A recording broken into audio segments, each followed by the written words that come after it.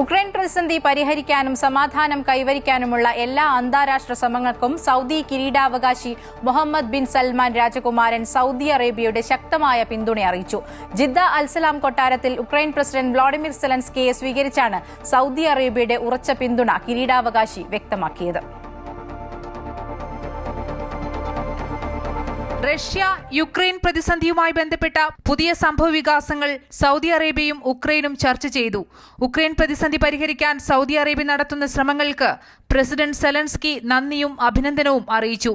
2022 ഫെബ്രുവരിയിൽ Russia Ukraine യുദ്ധം പൊട്ടിപ്പുറപ്പെട്ട ശേഷം 4ാം തവണയാണ് സെലൻസ്കി സൗദി അറേബ്യ സന്ദർശിക്കുന്നത്. കിരീടാവകാശിയുമായി നടത്തിയ ചർച്ചകൾക്ക് ശേഷം ഉക്രൈൻ പ്രസിഡന്റ് ജിദ്ദയിൽ നിന്ന് മടങ്ങി.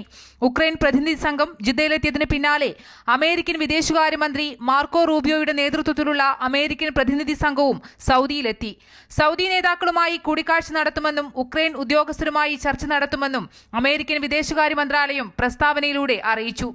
ഏതാനും ആഴ്ചകൾക്കുള്ളിൽ അമേരിക്കൻ പ്രസിഡന്റ് ഡൊണാൾഡ് ട്രംപും സൗദി സന്ദർശിക്കുമെന്നാണ് പ്രതീക്ഷിക്കുന്നത്.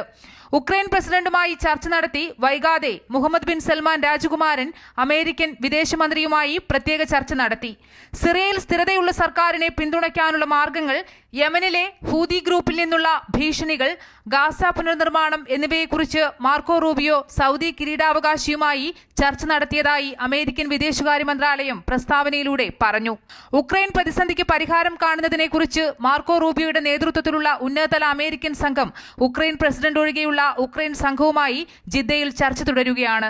ഉക്രൈൻ പ്രതിസന്ധി പരിഹരിക്കാൻ ശ്രമങ്ങൾ നടത്തുന്നതിനിടെ ഉക്രൈന് മാനുഷിക സഹായം നൽകാനും സൗദി അറേബ്യ മുന്നോട്ട് വന്നിട്ടുണ്ട്. ഉക്രൈന്റെ ഭാവിയിൽ ആത്മവിശ്വാസം പകരുന്ന വാക്കുകൾ കേൾക്കുന്നത് പ്രധാനമായിരുന്നുവെന്നും സെലൻസ്കി വ്യക്തമാക്കി. News desk Amrita TV.